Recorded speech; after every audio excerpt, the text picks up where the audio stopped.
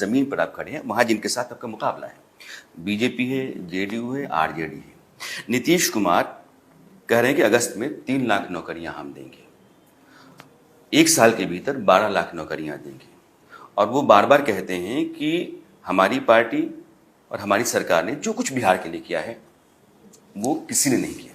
चलिए, ये फर्जी वाला जो नौकरी के नंबर है ना, ये बिहार के गांव में जाकर लोगों को बेवकूफ़ बनाने का तरीका है। मैं आपको आंकड़ा दे देता हूँ जो आप अपने दर्शकों को भी बताइए। बिहार में टोटल 23 लाख लोग सरकारी नौकरी करते हैं टोटल। हाँ।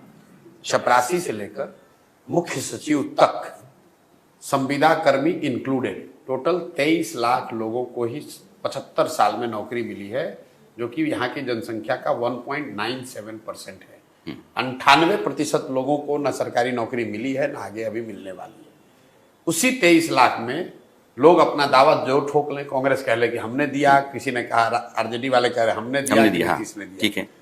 दूसरा, जन स्वराज का अपना मानना है कि सरकारी नौकरी देना ये बिहार की व्यवस्था का परिवर्तन का रास्ता नहीं है।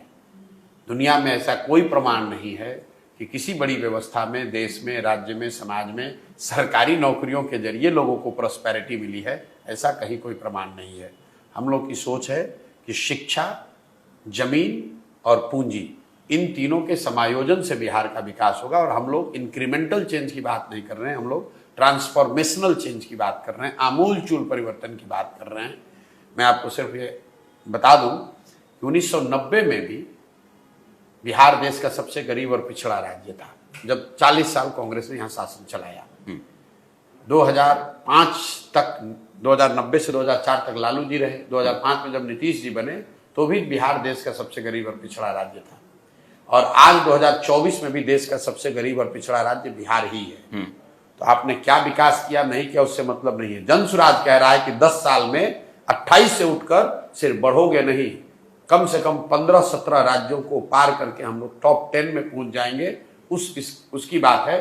और उसका रास्ता सरकारी नौकरी नहीं है, उसका रास्ता बच्चों की पढ़ाई है, उसका रास्ता भूमि सुधार है, उसका रास्ता यहाँ पूंजी की उपलब्धता है, उसका रास्ता यहाँ घर घर रोजगार है, उसका रास्ता यहाँ की खेती को खाने वाली खेती से कमाने वाली खेती बनाना है, उसका रास्ता जो जल, यहाँ का जो पानी अभिशाप है, उसको वरदान बनाना है।